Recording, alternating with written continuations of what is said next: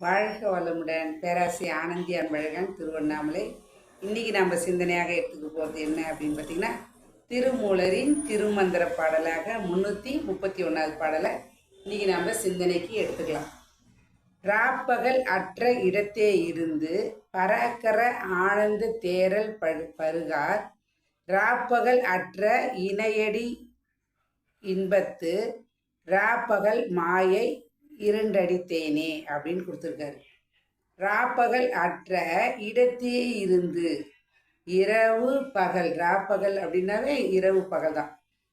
அந்த அற்றே இடத்தே இருந்து அப்படின்னா இறைவனுக்கு எங்கும் நீக்கமர நிரம்பி இருக்கிறார். அவர் பார்த்திங்கன்னா இரவு பகல் அதெல்லாம் எதுவும் கிடையாது. அவர் தான் அணுவாக தோன்றி பிரபஞ்சம் முழுவதும் நீக்கமர எல்லா இடத்துக்குள்ளேயும் இருக்கிறது இறைநிலை. இறைநிலை இறைவன்.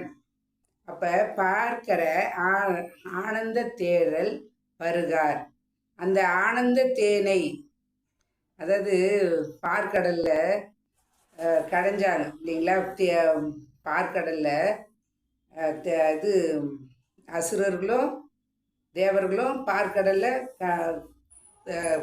கடைஞ்சி அதில் வந்ததை பார்த்தீங்க அப்படின்னா அந்த தேன் பாருங்க, அந்த தேன் அவ்வளோ ஒரு சுவையுள்ள இருக்குமா.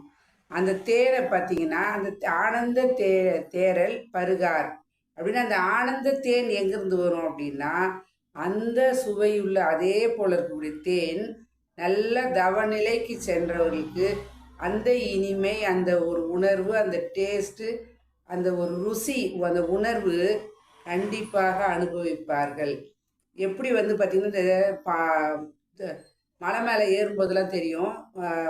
அந்த மலையில் பார்த்திங்கன்னா தண்ணி அப்படியே வரும், அந்த பாறையிலேருந்து அப்படியே தண்ணி அழகாக வரும்.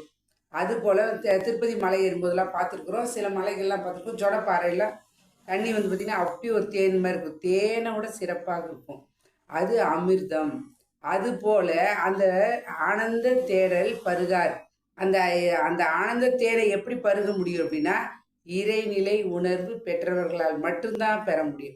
அப்போ அந்த தியான நிலைக்கு நாம் மனதை செல்லும் பொழுது இந்த இரவு பகலை கடந்து அமைதி என்ற நிலையில, ஆனந்த நிலையில, அந்த ஆழ்ந்த நிலையில, அந்த இறைநிலையோடு நாம் கலந்து இருக்கும் பொழுது அந்த தேனை நாம் உணர்வாக பெறலாம். ராப்பகல் அற்ற இணையடி இன்பத்து, அதாவது பார்த்தீங்கன்னா ராப்பகல் அந்த எந்த நேரத்தில் இறைவன் இறையாற்றல் நமக்குள்ள வரும்னு சொல்ல முடியாது. அந்த இணையடி இறைவனை பற்றக்கூடிய தன்மை எந்த செகண்ட்லையும் எப்போ வேணாலும் வரலாம். புத்தர் தேடி தேடி சென்றார். லாஸ்ட்டில் பார்த்தீங்கன்னா அவருக்கு போதி மரத்தில் தான் அடியில் ஞானம் கிடச்சிச்சுன்றாங்க. ஆனால் அந்த போதி மரம்ன்றது ஒரு மரம் கிடையாது, அது அரச மரம் தானா. அப்போ பாருங்கள், அந்த அரச மரத்தடியில் இரையாற்றல் அவருக்கு உணர்த்தணுன்றதாக தேடுதல் இருக்கிறவர்களுக்கு மட்டுமே கண்டிப்பாக கிடைக்கும். அப்போ இணையடி இன்பத்து, அந்த எப்போ அந்த இறைவனை நாம் அடைந்துட்டோமோ அப்பயே அந்த இன்ப நிலை, இரவு பகலை கடந்து நாம் அந்த ஞான நிலைக்கு நாம் செல்கிறோம். ராப்பகல் மாயை இருண்டடித்தேனே. ஆனால் நான் என்ன பண்ணுங்க, இரவு பகல் வாழ்க்கை கழிஞ்சிட்டே போகுது. காலை பிறகுது, மாலை போகுது, திரும்பி மீண்டும் காலை, மீண்டும் மாலை, இப்படி போகும்பொழுது மாயை மயக்க நிலையில் இறைவனை நினைக்காமல் அதான் சொல்லுவாங்க, சாப்பிட்றது, தின்றது, தூங்குறது அப்படின்னு சொல்லுவாங்க. ஆனால் சுவாமிஜி அழகான ஒரு பாடலில் சொல்லிப்பார், தின்று திரிந்து உறங்கவோ பிறந்தோம் என்று நினைந்தால் ஏனென வருந்தினோங்கிற அந்த நிலையில் நாம் இந்த இரவு பகல் கடந்து அந்த மாயை நிலை, மயக்க நிலையை கடந்து நாம்